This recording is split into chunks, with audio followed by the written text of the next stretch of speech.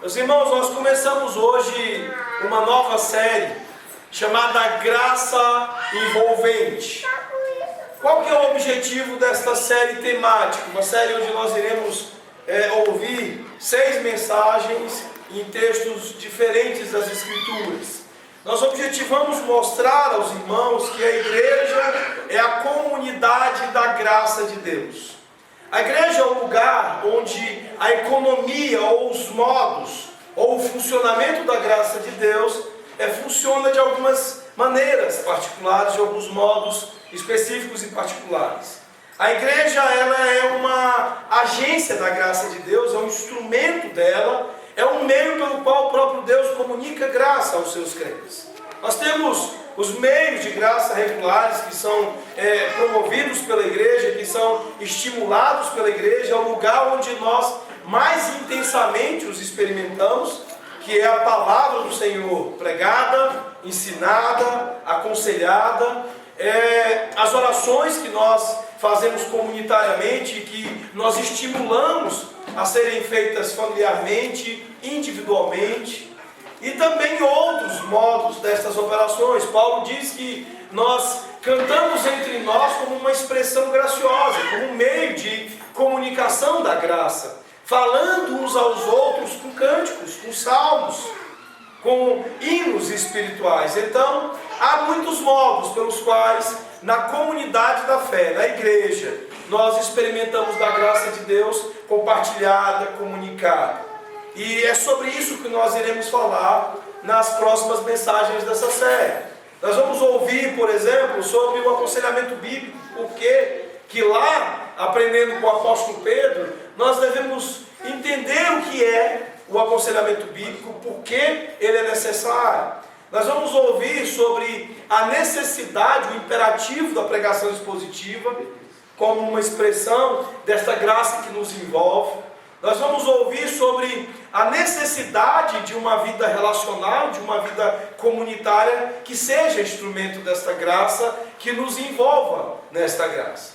Hoje nós queremos começar esta série, nesse texto de Atos, olhando os movimentos do apóstolo Paulo aqui, para falar um pouquinho sobre a relação que existe entre graça e encorajamento.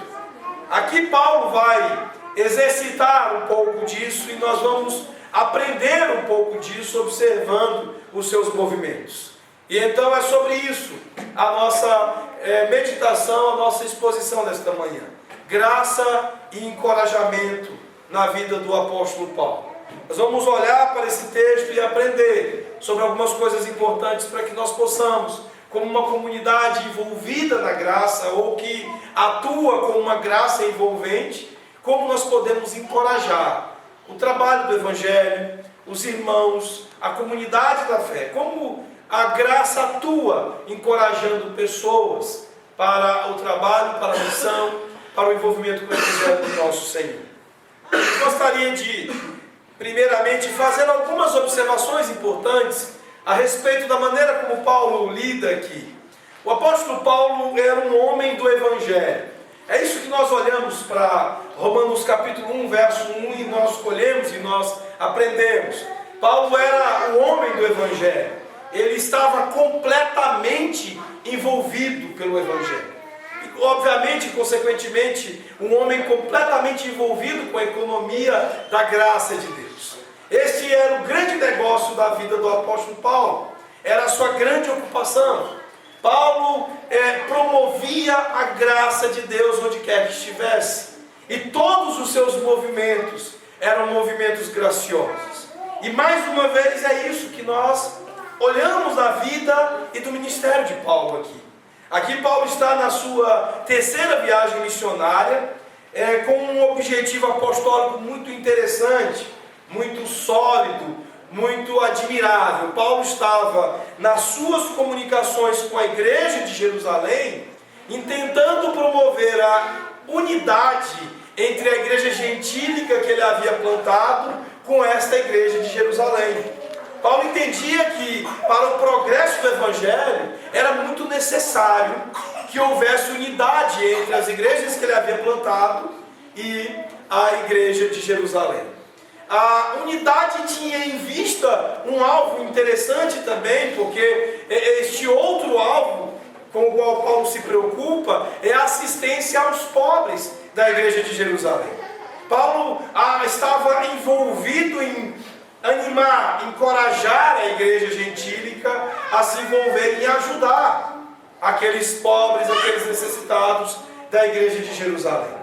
Mas o apóstolo Paulo, ele pensa de uma maneira muito complexa. É muito interessante perceber que Paulo, em todas as suas ações, ele não tem planos simplistas. Os planos do apóstolo Paulo são muito completos e muito complexos em torno do Evangelho e da economia da graça de Deus. E Paulo certamente, ele já tinha aqueles lugares onde Cristo não fora mencionado, onde Cristo ainda não havia sido pregado, em mente nas suas ações apostólicas. Ele sabia que uma igreja unida em torno da graça de Deus, uma igreja encorajada pelo Evangelho, seria não apenas uma igreja unida em torno da doutrina, mas seria uma igreja que assiste os necessitados, mas também uma igreja completamente envolvida com a missão de Deus, uma igreja que prega, que anuncia o Evangelho até onde o Evangelho ainda não fora anunciado. Então, nós percebemos do ministério de Paulo, das suas sucessivas viagens, da sua intensa pregação da palavra do Evangelho, do seu intenso envolvimento com a plantação de igrejas, que ele estava completamente empoderado, envolvido com a graça de Deus, com a economia da graça de Deus. Paulo é o apóstolo da graça, é o homem completamente envolvido com as múltiplas facetas da graça de Deus aos povos. Ele estava tomado por isso, envolvido completamente por isso, e esta é a primeira importante observação que nós precisamos fazer e entender o envolvimento do encorajamento com a graça de Deus. Pessoas que irão encorajar as outras pessoas são pessoas carregadas de entusiasmo pelo Evangelho. Você não será alguém envolvido na economia da graça de Deus, encorajar outras pessoas, se você não tiver sido completamente consumido, saturado pela graça de Deus e entusiasmo por ela, pelo Evangelho. Paulo era este homem. O empreendimento de Paulo era Graça S.A., Evangelho S.A. Esse era o grande negócio da vida do apóstolo Paulo. E pessoas que encorajam pessoas, são pessoas que vivem dessa forma. Se você quer ser um crente que encoraja outros crentes, que anima as suas almas, que anima as suas vidas, então você precisa ser completamente tomado de envolvimento e entusiasmo pelo Evangelho. Ah, pastor, mas isso é coisa para apóstolo, isso é coisa para pastor, para missionário. Não, meus irmãos, isso é coisa para todo aquele que contempla o glorioso, o todo-poderoso do universo e se encanta com ele.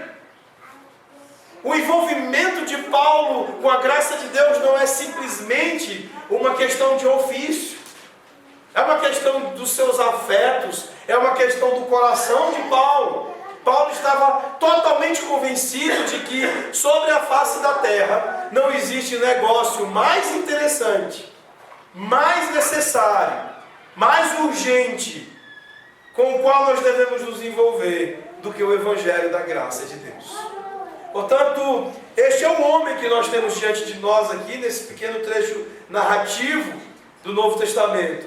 Um homem completamente envolvido com o Evangelho e agora, certamente, capaz de promover na vida daquelas pessoas em quem ele tocava, promover encorajamento, promover estímulo, promover entusiasmo pelo Evangelho. Vejamos algumas lições que nós aprendemos sobre graça e encorajamento aqui do apóstolo Paulo e seus movimentos. Vejamos o primeiro versículo. Ele diz: cessado o tumulto, Paulo mandou chamar os discípulos e, tendo-os confortado, despediu-se e partiu para a Macedônia. A primeira coisa que a gente precisa entender é que Encorajamento é um movimento, é uma ação. Você não consegue encorajar pessoas sem atos concretos, sem uma ação concreta para encorajar alguém. A partícula do grego aqui, utilizada para tendo-os confortado, aponta para o seguinte sentido. O que Paulo fez aqui? Ele pegou uma equipe, como uma equipe de trabalho, e ele os exortou, ele os animou, ele os encorajou, ele os confortou. Tendo-os confortado, não é um ato simples, mas um ato de uma certa complexidade aqui nesse texto. Paulo fez isso como algo intencional, como algo programático, como algo elaborado. É uma ação, e uma ação objetiva, concreta e intencional. Então nós precisamos entender, em primeiro lugar, que se você quer se envolver com a economia da graça de Deus, encorajar pessoas, você não vai fazer isso de qualquer jeito. É preciso entender que há uma maneira objetiva e intencional de se encorajar pessoas. Uma coisa muito interessante, muitas vezes nós desprezamos, né, a área do Edilson. O Edilson, todos sabem, os irmãos sabem, ele é da área de administração, da área de consultoria.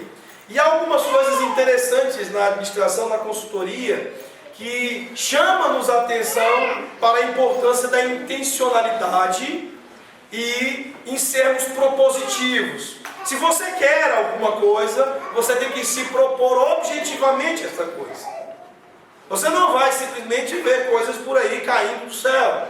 A ideia, por exemplo, do empreendedorismo é que não adianta você apenas querer fazer. É necessário se programar para fazer. É necessário se organizar para fazer. É necessário que em tudo que você se envolve, em tudo que você queira fazer, você possa de fato ter intencionalmente as ações organizadas e programadas. Paulo agia desta forma no encorajamento de pessoas. Paulo se organizou de maneira que em todas as suas viagens, tudo quanto ele fez estava intencionalmente ligado aos objetivos definidos no início de tudo. Desde quando ele foi lançado a fazer essas coisas. Paulo não fazia nada alhures. Paulo não fazia nada como pontas soltas. Tudo para Paulo estava claramente conectado ao seu objetivo para o Evangelho. E quando ele conforta os discípulos aqui, quando ele conforta estes seus cooperadores aqui, ele faz como um ato intencional. É como se ele estivesse treinando uma equipe. Às vezes pode parecer para os irmãos que seja um exagero, seja um excesso, nós nos organizarmos tanto em torno da palavra de Deus. Mas nós teremos mais um curso esse ano. Nós faremos o módulo de relacionamentos agora na primeira quinzena de setembro. Depois nós teremos mais um outro módulo. As mulheres retomaram os encontros de quarta-feira nessa semana que se passou. Temos uma apostila para estas irmãs. Os homens do mesmo modo. Parece-nos muitas vezes que a igreja não precisa disso. Parece que nós achamos que a intencionalidade das ações e a objetividade delas seja muito mais necessária em outros lugares do que na igreja. Existem igrejas que apregoam a absoluta informalidade. A ideia é de que vem todo mundo para o culto e que quem quiser fala na hora ali. Aqui apregou este tipo de coisa. O fato é que nós vemos nas Escrituras que ser intencional, propositivo, objetivo é algo que nos envolve necessariamente na economia da graça de Deus. O apóstolo Paulo, portanto, ele encorajou pessoas, mas ele fez isso de maneira intencional, ele fez isso de maneira propositiva. Diz o texto que, tendo-os confortado, despediu e partiu para a Macedônia. Mas as ações de Paulo em treinar, em envolver estas pessoas, é algo bem interessante. Vejam a partir do verso 2 e 3, ele diz: havendo atravessado aquelas terras, fortalecendo os discípulos com muitas exortações, dirigiu-se para a Grécia, onde se demorou 3 meses, tendo havido uma conspiração por parte dos judeus contra ele. Quando estava para embarcar rumo à Síria, determinou voltar pela Macedônia. Meus irmãos, Paulo não foi apenas intencional. Paulo, ele usou palavras, e ele usou muitas palavras. O verso 2 diz que ele fortaleceu os discípulos. E como ele fez isso? Com muitas exortações. O apóstolo Paulo, ele não economizou recursos para encorajar os irmãos, para animar as almas dos discípulos com os quais ele estava envolvido aqui. É muito importante nós observarmos nos movimentos constantes do apóstolo Paulo que ele não apenas usa de muitas palavras, de muitos recursos de comunicação para promover a graça de Deus na vida dos crentes, mas ele faz isso com uma certa recorrência. Paulo, ele o tempo todo, ele revisita os irmãos das igrejas onde ele esteve envolvido na plantação. Paulo, ele sai plantando igrejas e ele, recorrentemente, ele volta o contato com esses irmãos e ele novamente os carrega de recursos da graça de Deus. E ele não poupa esses recursos. Paulo gasta recursos. Ele conforta estes discípulos. Mas a palavra de Deus diz que ele faz isso com muitas exortações. Eu sei que uma das características da nossa igreja é justamente a ênfase na palavra, a ênfase nas escrituras. Nós temos no domingo 2 pregações, uma aula, nós temos outros encontros, nós temos treinamentos. Mas eu quero dizer para os irmãos que nós estamos longe, muito longe, de alcançar o volume de trabalho do apóstolo Paulo. Se nós dobrarmos a meta em nossa igreja, eu acredito que nós não alcançaremos Paulo no seu volume de muitas exortações, de muita exposição do Evangelho, da graça de Deus. Portanto, meus irmãos, esta é outra lição que nós aprendemos.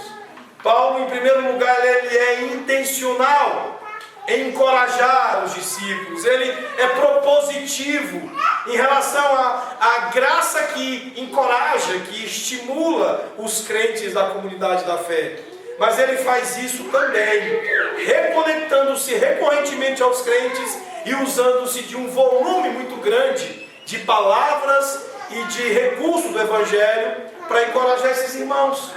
Então, nunca, se queremos encorajar pessoas, devemos deixar de repetir a dose.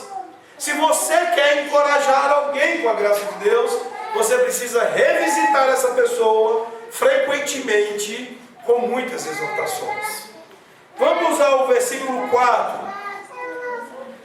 Versículo 4 diz: acompanharam-no até a Ásia, Sópater de Bereia, filho de Pio, Aristarco II de Tessalônica, Gaio de Derbe e Timóteo, bem como Tíquico e Trófimo da Ásia. Estes nos precederam, esperando-nos em Troade. Depois dos dias dos pães asmos, navegamos de Filipos e em 5 dias fomos ter com eles naquele porto, onde passamos uma semana. Aqui, mais do que sugestão de nomes para bebês, nós aprendemos uma coisa muito interessante, muito importante.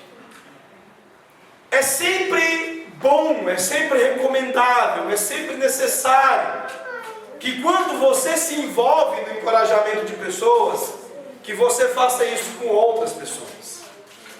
É bom que você junte alguns para que você se envolva na tarefa de encorajar pessoas. Por exemplo, se você é uma mulher que gosta de encorajar as irmãs, outras mulheres, que você aprenda o envolver, que você aprenda o envolvimento de outras mulheres com você nessa tarefa. Se a Mary resolve visitar a Amanda para encorajar a Amanda diante dos seus enjoos da gravidez, é recomendável que a Mary diga: Thaís, vamos comigo. Nayara, vamos lá animar, entusiasmar, estimular a Amanda. Momento difícil agora do início da gestação, ela está precisando do nosso apoio. Foi isso que Paulo fez. Paulo, ele era impressionante em termos da capacidade que ele tinha de agregar cooperadores do trabalho dele. Paulo era um homem de equipe. Ele não apenas treinava as pessoas como quem treina uma equipe, mas ele o tempo todo estava envolvendo pessoas com ele no seu trabalho. Isso é importante se você quer se envolver com graça e encorajamento. Que você agregue pessoas àquilo que você faz. Que você tenha a capacidade de graciosamente chamar outros para se juntar a você na tarefa de encorajar pessoas. Talvez os nomes dos seus companheiros não sejam tão interessantes quanto esses aqui. Olha só, Trófimo, né? Aristarco, Sópater, né? Eu tenho certeza que depois da leitura desses versículos, muitos aqui estão com vontade de nominar os seus filhos dessa forma. Mas o que eles têm de interessante? Eles eram cooperadores de Paulo na tarefa do Evangelho. Eles estavam envolvidos com Paulo na tarefa de encorajar outras pessoas. E isso é algo que devemos aprender. Entender que Jesus Cristo nos chamou para trabalhar em pares ou em grupos. Que Jesus nos comissionou para sermos discípulos maduros e reprodutivos, mas não para trabalharmos isoladamente, mas para sermos o corpo dele em movimento. Sabendo que, por exemplo, que a mão necessariamente para se achegar a uma determinada posição, ela vai precisar do movimento do braço, do suporte do ombro. Cristo fez-nos o corpo dele. Cristo fez-nos a comunidade dele. E é importante que saibamos trabalhar juntos na tarefa de encorajar outras pessoas para o Evangelho. Mas aprendemos mais algumas coisas aqui, e a partir do verso 7, nós vemos o intenso envolvimento de Paulo nesta continuidade desta coisa importante. Vejam a partir do verso 7. No primeiro dia da semana, estando nós reunidos com o fim de partir o pão, Paulo, que devia seguir viagem no dia imediato, exortava-os e prolongou o discurso até a meia-noite. Veja que Paulo primeiro usa de muitas exortações. E agora ele está pregando, ele está falando a palavra de Deus, expondo a palavra de Deus, e ele exortava-os e prolongou o discurso até a meia-noite. Estendeu-se. Havia muitas lâmpadas no cenáculo onde estávamos reunidos, e um jovem chamado Eutico, que estava sentado numa janela, adormeceu profundamente durante o prolongado discurso de Paulo, vencido pelo sono. Caiu do terceiro andar abaixo e foi levantado morto. Descendo, porém, Paulo inclinou-se sobre ele e, abraçando-o, disse: não vos perturbeis, que a vida nele está. Subindo de novo, partiu o pão e comeu, e ainda lhes falou largamente até o romper da alva, e assim partiu. Vamos fazer uma pausa aqui. Olha só uma coisa interessante. Paulo prega um sermão longo, e aí aquele jovem, sonolento, cansado da sua exposição, cai, né? É levantado morto. Imagina a apreensão de todos com aquela situação. Imagine algumas senhoras, né, olhando assim torto para Paulo, está vendo o que dá? Pode não pregar muito, sermãozão demorado. Olha o que quer dizer o irmãozinho, buf, caiu e caiu, tadinho, morreu. Nós hoje vivemos uma espécie de síndrome de Eutico. Há uma preguiça, uma indisposição a ouvir exposições demoradas da palavra de Deus. Exposições ou os chamados sermões longos da palavra de Deus. Há muitos êuticos no nosso tempo e até mesmo por conta disso surgem algumas concepções homiléticas, como por exemplo, a de que um bom sermão de 20 minutos. A indisposição em ouvir a palavra de Deus não é só quanto ao tempo do sermão, as quantidades também são evitadas. Se você, por exemplo, marca acampamento para algumas igrejas hoje e propõe, por exemplo, não, nós teremos 2 mensagens pela manhã. Serão 2 de 25 minutos, 30 minutos. Não, 2 não. Tarde livre e à noite a gente fará uma rapidinha também, uma de 15 minutos. Há uma síndrome de Eutico, não apenas no nosso tempo, mas durante todas as épocas as pessoas não eram muito afeitas a ouvir a palavra de Deus. Mas a que nós aprendemos aqui é que sem a palavra de Deus não haverá encorajamento. O fundamento usado por Paulo para encorajar pessoas era a palavra de Deus. Veja que Paulo recorrentemente está usando das exortações, da pregação, da exposição da palavra para esse encorajamento das pessoas. E uma coisa que prova que Paulo estava tão focado e tão envolvido em pregar a palavra é o fato de que ele prega longamente, Eutico cai ali morto. E quando todos possam imaginar que Paulo agora iria sossegar o facho, o que o texto diz? O texto diz que subindo de novo, partiu o pão e comeu, e ainda lhes falou largamente até o romper da alva. Ou seja, Paulo fez uma pausa, comeu um pãozinho ali, fez um lanchinho, fez um lanchinho, recobrou as forças e tacou a pregar de novo. Por quê? Porque você não vai conseguir chegar a este binômio graça e encorajamento se não for fundado na palavra de Deus. Você vai encorajar pessoas expondo a palavra de Deus a estas pessoas. Foi isso que o apóstolo fez o tempo todo. Muitas exortações, pregações longas, exortando-os prolongadamente até a meia-noite, e depois falando-lhes largamente até o romper da alva. E então o texto prossegue dizendo que então conduziram vivo o rapaz e sentiram-se grandemente confortados. A palavra de Deus, meus irmãos, ela produz este ambiente de amor puro, de compadecimento, de compaixão verdadeira, de envolvimento verdadeiro, interessado no outro. Se nós queremos ter uma comunidade onde há encorajamento, estímulo, à vida piedosa, ao conforto da alma, ao ânimo da alma, nós precisamos nos envolver com a pregação da palavra. Nós precisamos nos envolver com o compartilhamento da palavra de Deus uns com os outros. Portanto, meu estímulo a vocês, a minha palavra a vocês é de que se envolvam em encorajar uns aos outros, mas entendam, é preciso abrir a Bíblia para fazer isso.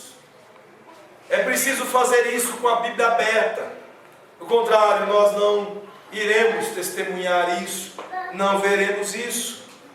O texto finaliza dizendo que nós, porém, prosseguindo, embarcamos e navegamos para Assos, onde devíamos receber Paulo, porque assim nos fora determinado, devendo ele ir por terra.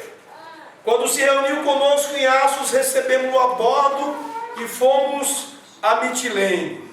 Dali, navegando no dia seguinte, passamos defronte de Quios. No dia imediato, tocamos em Samos e, um dia depois, chegamos a Mileto. Porque Paulo já havia determinado não aportar em Éfeso, não querendo demorar-se na Ásia, porquanto se apressava com o intuito de passar o dia de Pentecostes em Jerusalém, caso lhe fosse possível. Muitos movimentos no mapa, vários pontos no mapa. O que é que nós vemos nisso tudo? Nós vemos uma geografia da graça de Deus. Nós olhamos para o mapa, vemos os movimentos do apóstolo Paulo, de seus cooperadores do Evangelho, e o que é visível diante disso tudo aos nossos olhos?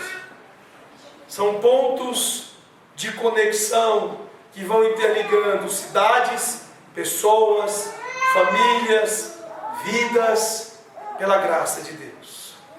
A economia, o funcionamento da graça de Deus, como instrumento de encorajamento daquelas comunidades, como instrumento de encorajamento daquelas vidas, daquelas pessoas. Vocês viram a arte que nós fizemos para esta série, e no centro da imagem há um gráfico, onde há no centro uma bolinha com uma cruz, e feixes se projetando desta bolinha para as extremidades, e vários pontos vermelhos se formando nas extremidades. Um mapa, uma geografia, um movimento da graça de Deus. É isso que acontece quando a igreja se envolve com aquilo que Deus faz. Quando a igreja se permite ser instrumento de Deus naquilo que Deus faz. Que Deus possa nos abençoar em nossos movimentos, em nossas locomoções, em nossas ações em direção a outras pessoas, a outros lugares. Que Deus nos abençoe a sermos uma comunidade da graça de Deus que encoraja pessoas, que anima pessoas. Que você possa se locomover em hospitais onde há enfermos, em escolas onde há crianças e estudantes, no seu ambiente de trabalho, em repartições públicas, em casas, em condomínios, em prédios, em vários lugares. Que você possa sempre usar aquilo que Paulo usou. Vocês se lembram? Intencionalidade, ser propositivo, estar envolvido no Evangelho de tal maneira que a complexidade da sua vida seja a ligação de pontos que se conectam ao objetivo principal, que é o Evangelho na vida das pessoas. Que você possa fazer isso se reconectando constantemente às pessoas, revisitando as pessoas para as encorajar. Que você possa fazer isso com recorrência, lembrando de que neste caso nunca é demais. Que você nunca será demais usar palavras que encorajam e que promovem graça. Você deve gastar as palavras que promovem graça. Muitas exortações, pregações longas, exposições e mais exposições da palavra de Deus. Lembrando que ela é o fundamento. Nós não temos nada de melhor para oferecer às pessoas do que a palavra de Deus. Ela está na base de tudo. E quanto ao mais, vamos nos mexer, vamos nos movimentar, vamos sair das nossas zonas de conforto, dos nossos guetos, dos nossos lugares preferidos, e vamos nos lançar em movimento para que daqui a pouco nós possamos olhar para um mapa da nossa própria geografia e perceber os múltiplos pontos da graça de Deus que estão se formando em torno da nossa vida. Eu sei que alguns de vocês aqui fazem deslocamentos interessantes. O Messias, por exemplo, constantemente se locomove de Águas Claras para a Asa Norte, da Asa Norte para o Lago Norte, do Lago Norte para Águas Claras, de Águas Claras para Inhumas, de Inhumas para Águas Claras, de Águas Claras para Paracatu. Olha o mapa do Messias aí, vocês conseguiram vislumbrar? Asa Norte, Lago Norte, Inhumas e Paracatu. Agora imagine os pontinhos vermelhos da graça de Deus nos movimentos que você faz, meu irmão. Que Deus possa pegar todos os mapas de vocês e encher de pontos evidentes da graça dele. Vamos orar. Senhor nosso Deus e nosso Pai, Deus bendito, que o Senhor, Pai, traga aos nossos corações o desejo vibrante, entusiasmado pelo Teu Evangelho, Pai, o desejo de sermos pessoas que usam, ó Pai, o Teu Evangelho para encorajar pessoas. Que os nossos movimentos todos, que as nossas ações todas, que tudo, ó Pai, em nós possa ser intencionalidade pelo Teu Evangelho.